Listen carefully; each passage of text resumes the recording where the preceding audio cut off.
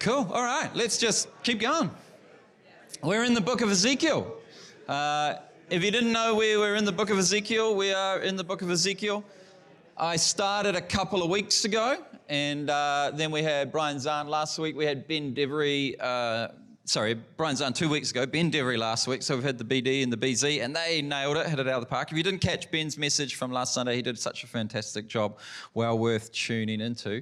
But I did start Ezekiel a couple of weeks before that, and I'm on for the next 4 or 5 weeks, I think. So we're gonna move through Ezekiel. Now, for those of you that are calculating type people, you'll notice by the end of next Sunday that it's taken me 3 Sundays to do 1 chapter. Now, there's a lot of chapters in the book of Ezekiel, so if you extrapolate that out, it does look like we're going to be Ezekiel for about the next 18 years at that rate, but it will speed up because Ezekiel's kind of broken into sections. So I'm thinking we've got this Sunday, next Sunday, that's chapter 1, and then I'll do like 12 chapters in one hit, 12 chapters in another hit, then we'll do the dry bones, so that'll be 3, and then we've got to wrap up the last 3 chapters. So, we've got a little bit to go, but it's going to be palatable. You'll be able to do that. I love this little picture. I saw a cartoon. It said, the angel of the Lord appears before Ezekiel. Ezekiel has this vision. And in the Bible all the time, it's like, fear not. And the response from Ezekiel was, this is literally the scariest moment in my life. And, if you're familiar with Ezekiel chapter 1 and wheels within wheels and eyes and things going on, it's like, and there's this molten lava man in the middle of it kind of thing. Fear not. It's like, literally, this is the scariest moment of my life. So we're going to have a look at that. Another introduction to Ezekiel said, Ezekiel is one of those books that you want to read until you actually read it. And, Ezekiel is one of those books I've always wanted to preach a sermon series on until I've actually gone to. No. I'm looking forward to what we're going to do this morning. So, a little bit of an introduction. One of the things that's messing with my head is one of the commentaries I'm reading is by Robert Jensen, but we've got Richard Jensen. So I'm always like, Richard knows a lot about Ezekiel. And then I'm like, no, that's Robert Jensen, not Richard Jensen, but that's just been kind of. So if somebody says, well, what are some of the commentaries you've been reading? If I say, Richard Jensen's been really helpful, do just go and have a chat with Richard and get him to fill you in on Ezekiel because he'll really appreciate that. Ezekiel was training to be a priest in Jerusalem. When he's 25 years old, he's taken captive along with a bunch of other people. The Babylonian Empire sweeps into Jerusalem, sacks the city, kills people. It's easy to read in the text, but to live through that sort of stuff, that's traumatic and tragedy. And he and a bunch of others are hauled off as slaves to Babylon. So it looks like basically Ezekiel's life is well and truly off course. He's no longer going to be a priest. You become a priest when you're 30, but he's 30 years old. He's sitting by the river Kibar or Chiba or Chiva, depending on how you want to say it, and has this kind of vision. And in that moment, really, at the age of 30, God ordains him into ministry. Despite his life being so kind of tragically and traumatically off course, he discovers that he's kind of in the right place at the right time. And funnily enough, our lives are like that at times. They feel so tragically and traumatically off course. And yet in God's goodness, we'd like to have had those experiences not happen, rather than, oh man, God's good even in those circumstances. It's like, well, if God's good in those circumstances, how about he just backs it up a stage and we don't go through those? But life doesn't unfold like that. The world we live in is free to be a world and stuff happens. And yet we discover that God's faithful even in the stuff that happens, and there's all kinds of stuff that happens. A hopeless situation, yet God has a way of showing up in hopeless situations. So we're going to carry on this morning. Ezekiel chapter 1, this vision of an appearance of the likeness of the glory of God that Ezekiel has. There's probably 2 really famous chapters in Ezekiel. Ezekiel chapter 1, this vision of wheels within wheels and what's going on there. And then Ezekiel 37, where there's this valley of dry bones. And the Lord says, can these bones live again? And I think Ezekiel says, well, only you would really know, Lord. That's always a great way of answering God. If you feel like God's just kind of whispering, do you think, Joseph, that maybe, well, Lord, only you would really know. That's always I recommend that's a good answer. But we're in chapter 1. We'll eventually end up in chapter 37. What I want to kind of tackle today is what's happening in the text, first and foremost, and so what? If that's what's happening in the text, what's it got to do with Ezekiel, and even more so, what's it got to do with our lives as well? Feel free to grab your phones out or your iPads or your desktop computer if you brought that this morning, because I don't have the passage up on the screen. So you can follow along in your app Bible, or if you have a real one. They originally came out, well, not originally even. They came out in paper version at one stage. That wasn't the original, but you can get them still if you hunt around. All right, Ezekiel. I'm going to read some of Ezekiel chapter 1, and then I'm going to kind of turn left and right as we go and read some other passages from the Old Testament, one passage from Revelation, to help us get a sense of what's happening in this first chapter of Ezekiel. That'll help us to read the text responsibly, which is not always what people do. I heard once upon a time, I heard a sermon. No, I didn't hear. No, let me back that up. Didn't hear a sermon at all. Someone was referring to the book of Ecclesiastes and said, Solomon just wrote that when he was depressed, and we don't really need to pay attention to that. And I remember thinking to myself, I don't think that's what's going on. And we've done a series on Ecclesiastes. So no, I didn't hear a sermon. I heard the reason why we don't have sermons, but later on I've done Ecclesiastes a couple of times. One of the ones I heard on Ezekiel was, the wheels within wheels. Those are the tracks of a tank. Because if you, thanks Thomas, that's my brother. He must have heard it as well. The wheels within wheels. Those are the wheels within the tracks of a tank, and it's a tank driving along. And I remember thinking to myself, you know what? I don't think that's what it is. Just off the cuff, I'm just thinking that it's not probably a tank. What I didn't realize that was the smoke and fire and all of that. There's a whole genre of the rest of the vision being a spaceship. I didn't even I got the tank story, but I didn't realize that there was some spaceship theories in regards to the book of Ezekiel. So I want to suggest from the outset, not a tank, not a spaceship, something else is happening in the book of Ezekiel, and we can do better than that, and it is worth doing better than that. So Lord, as we gather this morning, we recognize that your word is life and truth to us, and Lord, all scripture is useful for training in righteousness, to help us to be the people that you've called us to be. Sometimes there's obscure passages that it's hard to figure out how that could possibly be helpful, but Lord, as we explore this passage, may it be profitable to people's lives and the journeys they're on. May your word meet each of us where we're at and speak life and truth to us all, we pray in Jesus' name. Amen. Amen. All right. Ezekiel chapter 1, you can follow along in your own Bible or app or whatever. And then I'll pause along the way. As I looked, this is verse 4. We're going to go through to 29, maybe not even, probably won't get that far, but starting at verse 4. As I looked, a stormy wind came out of the north, a great cloud with brightness around it, and fire and flashing forth continually. I might have written that wrong. And in the middle of the fire, something like gleaming amber. So this is our first pause, not a rocket ship. Storm theophanies are common in Israel's history. A theophany is a vision or a revelation of God. The idea of God coming on the clouds, coming in the winds, coming in the storms, coming in the thunder. It's not, Ezekiel, none of the people listening to Ezekiel speak, none of those that are reading Ezekiel when it's written, none of them are like, I wonder what's happening here. They've got a history of knowing of this idea of the God of the universe, Yahweh appearing in the clouds of heaven. Deuteronomy 33, verse 26. There was no one like the God of Jeshurun, or the righteous, the God of the people of Israel, who rides the heavens to help you in his excellency on the clouds. So there's this Jewish idea, this ancient Near Eastern idea of the gods riding the heavens, riding on the clouds. Psalm 18, verse 8 to 13. Smoke went up from his nostrils and devouring fire from his mouth. Glowing coals flamed forth from him. He bowed the heavens and came down. Thick darkness was under his feet. He rode on a cherub and flew, and he came swiftly upon the wings of the wind. He made darkness his covering around him, his canopy thick clouds dark with water. Out of the brightness before him there broke through his clouds hailstorms and coals of fire. The Lord also thundered in the heavens, and the Most High uttered his voice. He sent out his arrows and scattered the foe, lightnings in abundance, and he vanquished them. This idea of that somehow in a storm, that these ancient people perceived a storm to be the dwelling place of God, or the voice of God. At some stages there's a big storm going on, and God must be angry kind of thing. So, as the trajectory of Scripture unfolds, we learn a little bit better than that. But they've already got this idea of God in the storm. So to have a vision where God comes in the clouds of heaven, then they're not imagining spaceships. This is Yahweh. This is the creator of the universe doing something. So we've got a vision of God riding on the clouds of heaven. It's not unusual. Nobody was confused as to what was going on. In the middle of it was something like 4 living creatures. This was their appearance. They were of human form. Each had 4 faces, and each of them had 4 wings. Their legs were straight, and the soles of their feet were like the sole of a calf's foot, and they sparkled like burnished bronze.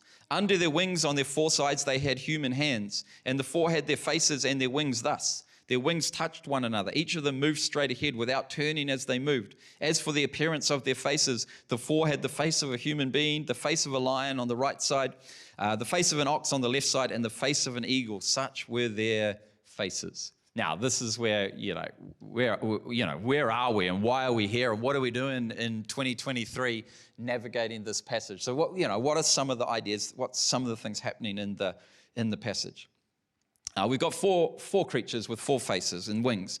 It's a picture of angelic beings, of cherubim. We've got this angelic vision. 4 cherubim with wings, 4 different faces, human, lion, ox, eagle. In the temple in Jerusalem, there were cherubim, 2 over the Ark of the Covenant, and there were other cherubim crafted into the walls and the decor and the scenery of the entirety of the temple. You can read about that. These are all the sideline verses that you can dive into. You can read about that in 1 Kings 6, 23 to 32. When we go all the way forward to the book of Revelation, chapter 4, we read about living creatures around the throne of God. We read about lightnings and thunderings and voices. And it talks about a face like a lion, like an ox, like a man, and like an eagle. Wings, and there's eyes all around and within, day and night declaring, holy, holy, holy is the Lord God Almighty who was and is to come. So this thing that Ezekiel's seen is tied to the temple in Jerusalem. There's something of the temple in Jerusalem that he's seen in this vision, this appearance of the glory of God. There's imagery that ties directly back to the Holy of Holies and the Ark of the Covenant and the way that the temple is designed. Ezekiel carries on in chapter 1. There's wings and movement wherever the Spirit would go. In the middle of the living creatures, there's something that looks like burning coals of fire, torches moving, bright fire, lightning, flashes of thunder, a man that looks like glowing embers and coals. That's the sermon for next Sunday. Then verse 15. As I looked at the living creatures, I saw a wheel on the earth beside the living creatures, one of each of the 4 of them. As for the appearance of the wheels and their construction, their appearance was like the gleaming of beryl, and the 4 had the same form, their construction being something like a wheel within a wheel. When they moved in any of 4 directions without veering as they moved. Their rims were tall and awesome. Another translation says their rims were high and awesome. And all the boy racers back in the day, like that was their like key verse, like, their rims were high and awesome. For the rims of all the 4 were full of eyes all around. So it just gets kind of crazier. We've got wheels within wheels. We've got rims that are high and awesome. There's eyes flashing all around. There's glowing. It's, sparkling.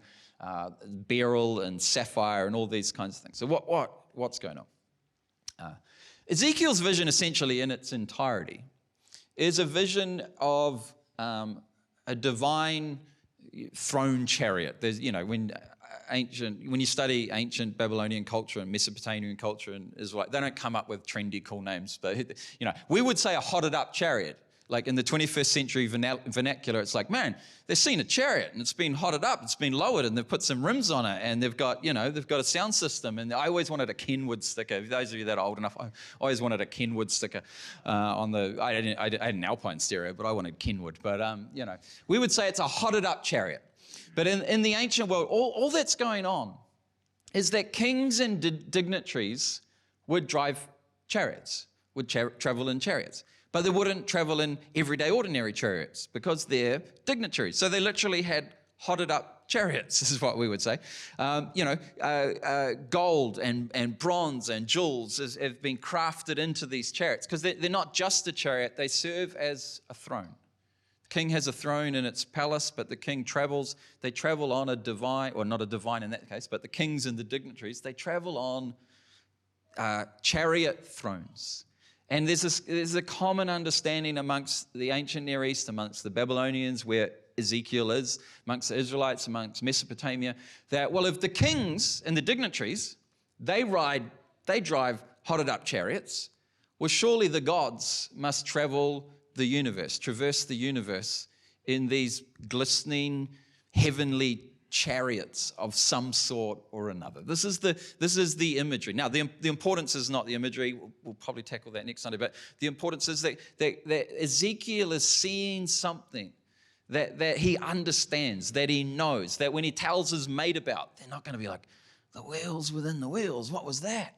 He's like, he knows what's happening. It's like he has this vision of the glory of God coming on this divine heavenly chariot that doesn't have horses leading it. It has these angelic beings leading it, and it's the Spirit that propels the chariot, not these other things. This is the vision. This is the picture. This is the thing that Ezekiel is experiencing. The gods ride these divine chariot thrones.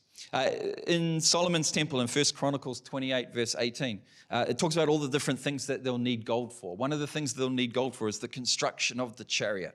That is the gold cherubim that spread their wings and overshadow the ark of the covenant of the Lord. So the ark of the covenant of the Lord, it's this picture of a throne. It's this picture of this place that houses the presence of God. It's the Holy of Holies. It's the Ark of the Covenant. There's cherubim wings over top of it, and yet it's a chariot, and it's a hotted up chariot. That's our 21st century vernacular. It's a hotted up chariot. It's not. There is a chariot, isn't there? Is it a Honda chariot or a Mitsubishi chariot or something?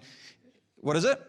Mitsubishi chariot. It's not a Mitsubishi chariot, okay? It's an Audi something, or it's a Tesla something. It's not a Mitsubishi. For those of you that drive a Mitsubishi chariot, if that's you, I'm not having to go at you, but that's not the divine imagery that we have happening here. This is more high end. So Ezekiel's vision is God's glory appearing on a divine chariot throne, coming from heavenly places, but appearing before him in Babylon by the river Chebar, in this place where you should not expect to be encountering God. And Ezekiel knows that because he's been training to be a priest. Where do you encounter God? Where is the presence of God? The presence of God is in the temple, in the Holy of Holies. And the only people that can go there is a priest. Every now and then, once a year, we'll send him in with a rope in case he dies and we can drag him out, kind of thing. So Ezekiel knows exactly what he's seen, exactly what he's experiencing. It's just not the place that one should be expecting to see that or experience that. The eyes everywhere. The Hebrew word is ayin, and it means eyes, or it means sparkling. The word can be translated as eyes or sparkling at a different place in Ezekiel chapter 10, I think, or chapter 6. The word's translated sparkle at one point there. But again, in the ancient Near East, the stars of the heavens were described as sparkling eyes. The worldview of the time saw the heavens as being full of these sparkling eyes. So there's this heavenly chariot coming in a storm with thunder and clouds, with angelic beings and four faces and wheels and eyes within. It's this picture of this heavenly divine chariot throne coming, and Ezekiel's encountering that in Babylon. In Babylon, where they are, and where he's been for 5 years, and where he'll be for a while, the rest of the book carries on in Babylon. In Babylon, the four faces correspond as well to different signs of the zodiac, or star signs in Babylonian culture. Each face represents a constellation in Babylonian astrology. Each constellation represents different quadrants of the heavens: the north, the south, the west, the east. And so these four faces that appear, and these sparkling eyes that speak of stars, you've got this sense of this divine chariot that comes from the north and the south and the west and the east. All the constellations are represented. This is the God of the entirety of the heavens and earth showing up by this river in Babylon. The constellations also represent seasons and changings of seasons. Of course, we're as 21st century people, we're not as tied to the seasons as what we should be. We can buy tomatoes year round. You shouldn't be able to buy tomatoes year round. They grow at a certain time of the year, but we import and export, and we expect all the fruit and veggies at all the times of the year, kind of thing. And then wonder why are strawberries so expensive in August? It's like, because they don't come out until December normally. You shouldn't be able to get strawberries. But so for an ancient people, the heavens, the north, the southeast, the different constellation, again, it's tied to seasons and changings of seasons in different situations. There's harvest, there's planting, there's summer, there's winter, there's day and night. These are all common things that they're a lot more kind of anchored to than what we are. So you've got this reality happening. So the question though is, so what? So what? There's this divine heavenly throne chariot that comes from the heavens to earth in Babylon. Ezekiel sees that, and so much of it ties to the temple and the Holy of Holies. But so what for Ezekiel, and so what for our lives today? Well, first thing is, we don't need to take it literally. And we'll unpack that a little bit more next week. But we don't need to take it literally in the sense of, Ezekiel, and this vision in 1st Ezekiel, that teaches us how God gets around the universe. God has a hotted up chariot with these angels with different faces, and he hops on it and it zooms around kind of thing. And it's like, no, it's not it's in God that we live and move and have our being. The whole universe exists within the being of God. So, God's not an object within the universe. The universe is an object that exists within the triune love of Father, Son, and Spirit. So that's next Sunday's sermon, and we've got some good stuff to do there. But so we don't take it literally and, oh man, I always wondered how God got around. And now I know it's this chariot thing. It's like, well, no, because God's present in all places, everywhere. God doesn't need to travel around. So we don't read it literally in the sense of now we know, but we read it theologically in the sense of what are we literally meant to be learning from the passage, learning from the story though. We take it seriously as a theological text, not seriously as it's not there to, Ezekiel wasn't like, oh, that's how God travels. Man, I've got to tell the people about this. I've got to tell the people I now know how God gets around. That if you track through the rest of Ezekiel, you won't in anywhere find Ezekiel explaining to everyone how God travels the universe. It's not the point of it. But there's some other things that come up. The first thing to note is Ezekiel's a captive in Babylon. We'll use in an evil empire. Babylon is the evil empire of the day. The Assyrians were the evil empire of the day. Babylonian was the evil empire of the day. Rome at one stage was the evil empire of the day. Well, the evil empire of the day that comes in and takes off. And if you're marched off to live in amongst the evil empire rather than in Jerusalem near the temple and as a priest in the Holy of Holies, well, you're as far from God as you can possibly be. Your life's well and truly off track. I talked about today, I was glad then when they said to me, let us go up to the house of the Lord. Because there's a picture in Psalms of, I think Psalm 122, of going to the temple, going to Jerusalem. Another Psalm says, blessed are those whose hearts are set on pilgrimage. And that's that sense of, and pilgrimage was common, to travel to Jerusalem, to be in Jerusalem for Passover, to be in Jerusalem for a certain festival, to at some stage in your life to travel to Jerusalem for one of the Passovers and to be there to offer sacrifice. All families would long to do that in some stage of their life. That's the idea of pilgrimage. And let's not do away with pilgrimage, but what Ezekiel is discovering is like, hang on a minute, the salvation and the judgment of God exists in Jerusalem in the temple, but now I'm seeing God present, a temple vision way out here in the back blocks of Babylon, next to this river that is unpassable and uncrossable, and we can't get back to where we're meant to be. God's turned up here. What Ezekiel's experience is like, whoa. The judgment, the salvation of God, that's available in all situations and all circumstances. The judgment being God setting things right, putting things back together. God's justice unfolding. The salvation of God being the grace and the mercy and the kindness of God that comes. It's like, hang on, you don't just have to go to Jerusalem to find that. When you can't find your way to Jerusalem, God can find his way to you. This is some of the significance for Ezekiel. The gracious rescue and redemption of God is available everywhere, especially in places where it appears like it can't possibly be here. And yet it is there. We see that God's dwelling place, God's presence, isn't tied to the Holy of Holies in Jerusalem, where only on a certain day can somebody go in there, but actually the Holy of Holies can show up wherever the Holy of Holies would like to show up. Later in John, we read of the Spirit of God breathes where it will. The Spirit of God goes where it will. It's like, oh, hang on. I'm going to go to church, and then I'm going to, because at church, hopefully we might have an encounter with God. Well, I hope you do. Really, I hope you do. But just look out, because you could be at your cafe and end up having an encounter with God as well. And that might surprise you, but that God can show up anywhere. God doesn't live at the temple. God doesn't live at this St. Luke's building. God doesn't live at the Catholic Church. God doesn't live at Curate. God doesn't live in a building. We exist within God, and God can show up anywhere.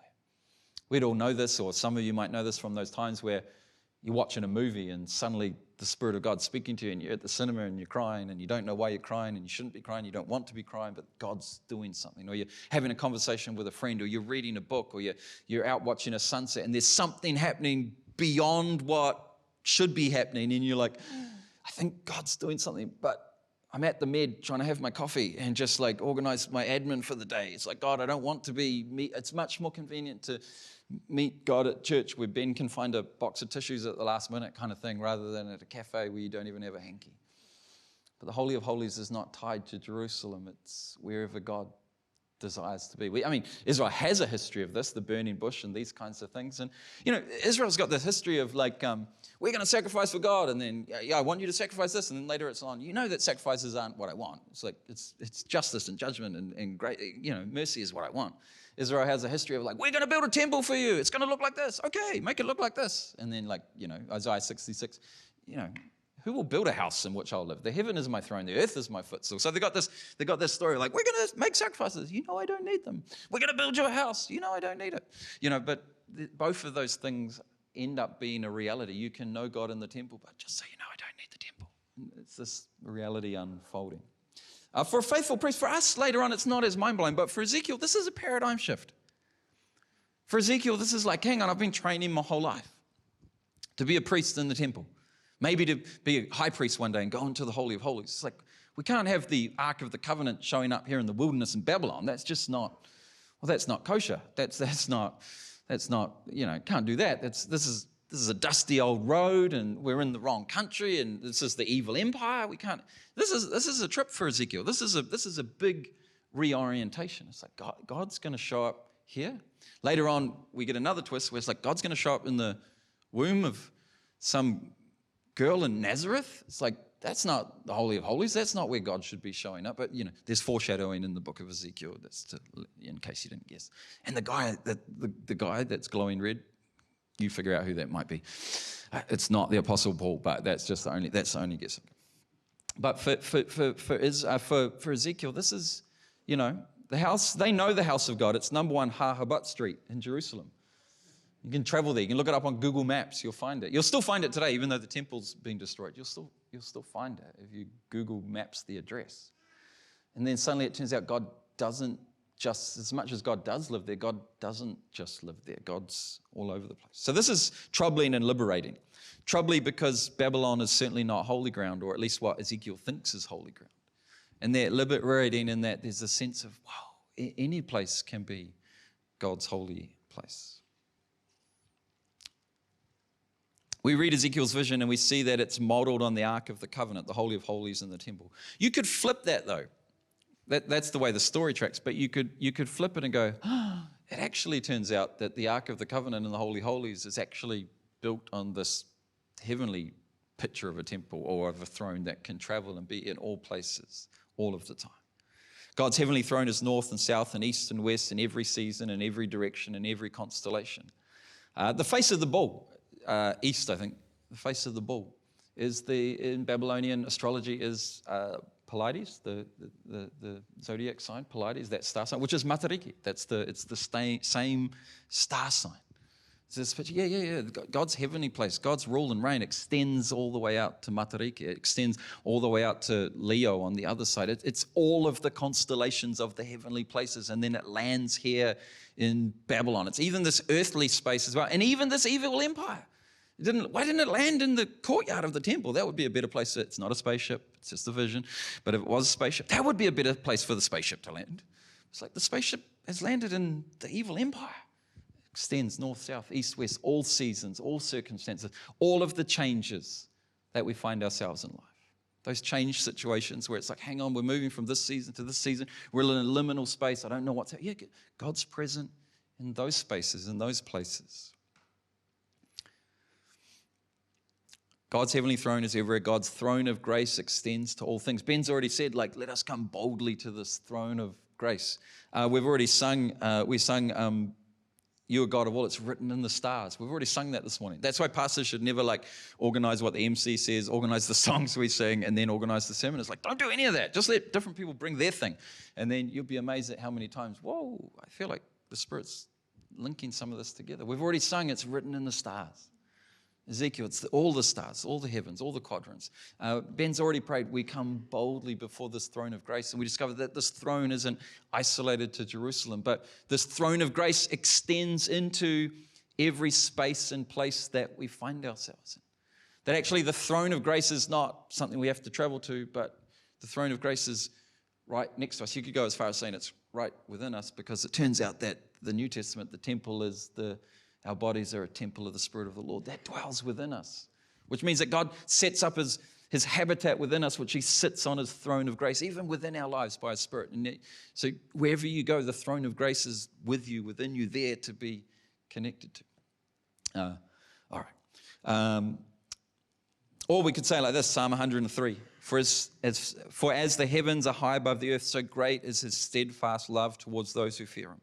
As far as the east is from the west, so far he removes our transgressions from us. As a father has compassion for his children, so the Lord has compassion for those who fear him. For he knows how we were made. He remembers that we are dust. We have this great high priest who is familiar with our weaknesses, knows what it is to be tempted in all the ways that we're tempted. Why? Because he knows what it is to be what we're described. We're made of dust. Dust that's had the Spirit of God breathe upon it. And the great high priest understands that and knows that. Or we could say Romans 8, 38 to 39. For I am persuaded that neither death, nor life, nor angels, or principalities, or powers, or things present, nor things to come, nor height, nor depth, nor any other creature should be able to separate us from the love of God, which is in Christ Jesus, our Lord. I mean, the longer we've been following Christ, the more we kind of know this and we read backwards. But for Ezekiel reading forwards, this throne room of grace showing up in the middle of the evil empire, this flips everything upside down. This is a game changer. That the throne of grace would show up in every situation and circumstance of our life should be a game changer for us all the time, but we kind of at times take it for granted. As the story unfolds for Ezekiel, I can't remember if it's 492 or 592, but Ezekiel's context, because we know it was in the time of a particular king and they can date that. Here in the first chapter of Ezekiel, we're about 5 or 6 years away from the temple being destroyed for the first time, the first temple being destroyed. So we're about 5 or 6 years away from that. So that's about Ezekiel chapter 33, I think. So we've got this vision of the Holy of Holies and the throne of God and the dwelling place of God showing up in the middle of the evil empire on the banks of this river. In 5 or 6 years for Ezekiel, the Holy of Holies is going to be destroyed. It's going to be no longer. There's not going to be a temple, which in theory means, well, now there's no way to stand before God. Now there's no way to know the presence of God, to encounter the presence of God. But we see this thing happening for Ezekiel. It kind of foreshadows. It's like, hey, Ezekiel, just so you know, even when it turns to custard, even more than what it is at the moment, and you think that, well, God's gone now, there will be no way to know God. Just so you know, God's throne is able to set up wherever God's throne desires to set up. Again, that's foreshadowing for us as well. In the storm theophany, he's discovering there's a heavenly throne that traverses the universe and fills all things. Something greater than a temple made with human hands. Ezekiel's got a heads up there. Later on, Jesus says, destroy this temple, in 3 days I'll raise it up again. Which is like, that was one of the reasons that they wanted to crucify him, because that was pretty blasphemous. We're going to destroy the temple, you're going to raise it up in 3 days. Yeah, I'm not referring to the building, I'm referring to me. It's like, oh, you're the temple? Jesus got in trouble for that. They didn't like that. But then the Apostle Paul goes in further. Do you not know that your body is a temple of the Holy Spirit within you, whom you have from God? It's like there's this trajectory from Ezekiel through to our own understanding of the presence and the nearness of God. God's fullness fills the universe, every direction, every season, every moment of change, and every seed that falls to the ground and dies, and in everything new that springs to life. God's faithfulness and grace and presence is in those moments. Whatever moment you find yourself in life, God is present, both in God filling all things and in the reality of the Spirit of God that dwells within you. And there's all this going on, and we haven't even got to the human figure that glows like ember. So what? Let us discard the agnosticism of our ordinary consciousness. That's a sermon I did on the first Sunday back one year. The agnosticism of our ordinary consciousness, because I need something just to get me into it for the year and get you into the year. But it comes back to me again, the agnosticism of I don't expect any of you to remember the sermon other than the title, but the agnosticism of our ordinary consciousness. Later on in Christ, we remember that dry bones can come to life. That's Ezekiel 37. But the agnosticism of our ordinary consciousness is a mode that we so easily slip into as Christians. We slip into a mode of kind of pursuing basic godly morals. And we want to be a good person. We want to be honest, and we want to be kind to the people around us, and we want to be loving. And we're not going to cheat on our taxes, and we're not going to whatever it might. We're going to try to be nice blokes. If you're a bloke, we're going to try to be nice blokes. It's like, well, that's good. We definitely, all Christ followers should. I heard a comedian the other day saying, no, I didn't hear a comedian. I heard a pastor the other day. He was talking about it. He was saying, I didn't know you can get part-time Christians. This is a pastor saying, you can get I rang Sister so-and-so. I won't say her name. This is not me. This is him. I rang Sister so-and-so during the week. The way she answered the phone, I didn't realize you could get part-time Christians rather than full-time Christians. She said, who the blankety blank is this? And how did you blankety blank get this number? And he said, well, it's brother so-and-so from the church. And he goes, you need to say church like that when you say church. She said, oh, brother, it's so good to hear from you. And he's like, I think I encountered a part-time Christian. We so easily slip into kind of part-time Christianity, though, in the sense that we kind of reduce it down to we want to be a good person in life. And we should want to be we should want to always be a good person in life. But that there might be kind of a need to listen to the still small voice of the Spirit, or to discern that there might be more going on in the situation than what we realize. Well, that's the agnosticism of our ordinary conscience. We just kind of flip into a mode of being where it's like, this is the problem, I've got to figure out a solution. I'm going to ring John and I will solve this and then do this. And, 2 years go by and like, that thing that we had to deal with, I wonder if God wanted us to learn anything through that. It's like, man, that would have been a real good question, like to ask way back. But we just move so quickly in life that we're just kind of pragmatic and attempting to be good moral people, but we don't go slow enough to go, man, God, are you here? And is there something happening in this situation that we should pay attention to? We easily fall out of habit. I do as well. We all do. We fall out of habits of attentiveness. We fall out of habits of attentiveness. We fall out of rhythms of devotion or prayer. We fall out of those habits. So questions like the ones I've got up there. God, what do you want me to learn here? God, what do you want me to change here? God, what do I need to remember here in this situation I find myself in? God, what do you want me to do here? God, what are you doing here? What are you doing in this situation? That'd probably be a good one to ask first. But we don't necessarily ask these questions. We don't go slow enough. And yet we see in Ezekiel, we see like north, south, east, west, change of season, change of circumstances, the victories of life, the failings and the falling overs of life, the tough times, the easy times, the trauma and the tragedy of life, all of these kinds of things. We've got to work through it. We'll figure it out. Be good. It's like, hang on. Yeah, do more than be good, though. Tune in. God, are you present here? What are you wanting to do in this situation and circumstance? I know in anxiety, it's easy to kind of fill the space or to block it rather than, God, what are you wanting to do here? I know in parenting, man, it's easy to be pragmatic. It's like throw them an iPad like a Frisbee. That'll solve it. And it does. But God, is there something more going on? What am I not tuning into here with my kids? Is there something in this moment that, I should be attentive to? And who knows, 90% of the time, maybe not.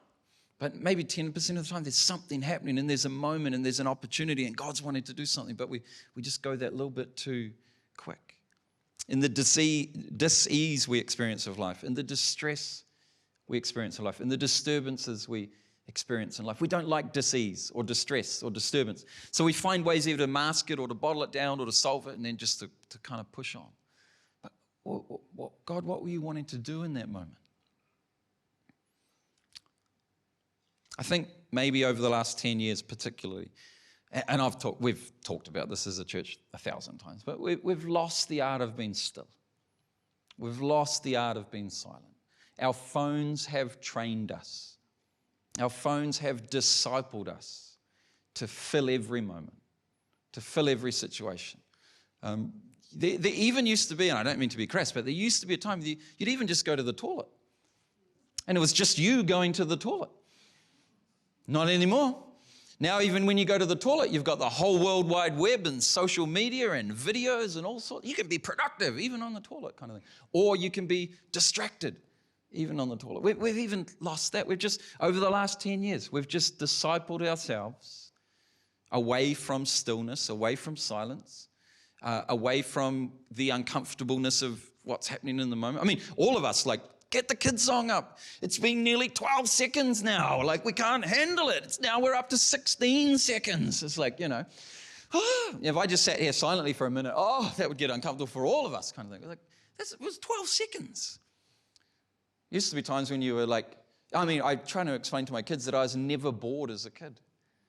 I was never bored because we did things. The minute you felt a little bit bored, you went and did something. But we've watched all of them. We've watched all of the Disney. We've clocked YouTube. We've watched all the YouTube videos. There's none left. It's how have you done that? They've done it. I'm so bored. We've trained ourselves to distraction. We fill every space with an app or a scroll or a meme or a video or an earpiece and some noise in our ear. And so we kind of overlook this, and it's the agnosticism of our ordinary consciousnness. There's some disease, there's some disturbance, there's some distress. We can scroll, we can watch a video, we can find a movie, we can get a new app, we can do something, and now I'm occupied. But maybe we need to be more kind of uncomfortable with those moments and learn to ask some better questions. But I think but our phones have just discipled us away from that. It's just technology, there's fruit and consequences. Fruit and consequences. In my doctorate, I wrote about fruit and consequences of the way Pentecostalism works. The fruit is the good things. The consequences are just stuff that happens. One of the fruit of technology is I suggested you all grab your phones and open your Bible app. You've got your phone, your Bible there. How good is that? Easy. You've got devotionals on your phone. The consequences are though that half of you, we said we can get our phone out and check our Bibles on Facebook and start scrolling kind of thing. So there's fruit and consequences. John 6, Jesus shows up and he feeds the 5,000, and the fruit was, you are the new Moses. You are the Son of God. The consequence was they all turned up the next day as well, saying, we want another free lunch. Be the bread guy for us. Give us free bread every day. And Jesus had to kind of slip away and escape. So even for Jesus, there was this thing he did that was incredibly fruitful. And then there was these consequences from it. I need to get on a boat and go to the other side of the Galilee now because this isn't working out. So there's fruit, of course, to the technology, but there's consequences as well. Ezekiel didn't have a smartphone, though. Instead, he found himself sitting by a river. And maybe we need to find ourselves sitting by a river just a little bit more often. Sitting in silence. It was a big river. You couldn't cross the river. I think Sheba, I mentioned it a couple of Sundays, it means wild or vicious or ferocious or something. It's you can't just hop on your tire tube, and the tire tubes hadn't come yet. So you couldn't hop on the tire tube. The wheels were high and awesome, but they didn't have tire tubes. So he couldn't cross the river. So I don't know what. He's sitting by the river and he's looking across to the other side. He's looking to the horizon, perhaps. He's looking to, how can I get back to Jerusalem? How can I find, man. Blessed are those whose heart is set on pilgrimage. I was glad when they said, let us go up to the house of the Lord. But I can't do that. I'm stuck here. And he's looking across this river and he's maybe wishing he could be free of Babylon and get back to Jerusalem. And then he has this encounter with God. And he discovers that he couldn't get to the Holy of Holies, but the Holy of Holies was more than capable of getting to him. So maybe we just need to sit by a river a little bit more often, which is, so to speak, to find our moments of silence, to find our, Brian's on a couple of weeks ago, those places where we can sit with God, we can sit with Jesus, we can tune in. He discovered that there was some things worth seeing that he hadn't seen before. There were some things worth hearing that he hadn't heard before. There was an understanding of God and how God works that he hadn't grasped before was coming to light, literally coming to light in this vision. I'm glad he sat by the river. I could be more prescriptive with the passage if we had time, but I think for each of us, our journeys are the same, and yet our journeys are different. You know the season or the situation or the change that you find yourself in the midst of. You know the areas of your life that feel like, well, God could never be present in that area. That's the evil empire part of my life. It's like God shows up in the evil empire parts of our lives, in the light places, in the dark places. It's not, none of it, you can't be separated from the love of God. You can't escape it.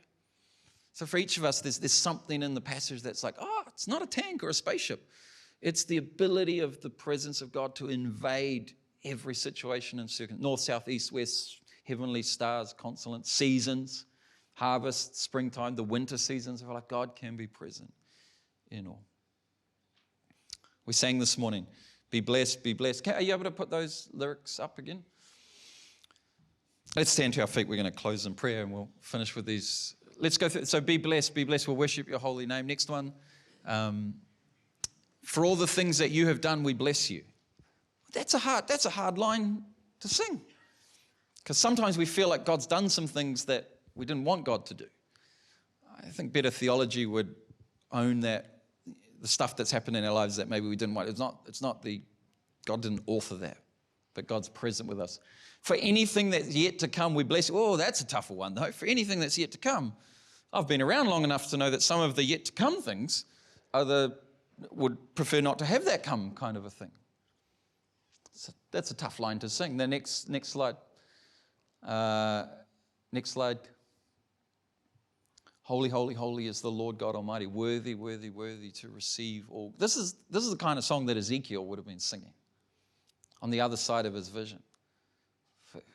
Be blessed, be blessed. He's in the evil empire. And suddenly he's singing, be blessed for everything that you've done, for everything that's still to come. Be blessed, because he's got this new sense of God can be present even here. Let me close in prayer this morning. As you go this morning, go with the ears and eyes of your heart open to the whisper of the Spirit in the most surprising places in life. For there is no situation, no circumstance, no change of season, no surprise or curveball, no loss or heartache, no place of disorientation and confusion beyond the reach, beyond the presence, beyond the whisper, beyond the providence and goodness of God.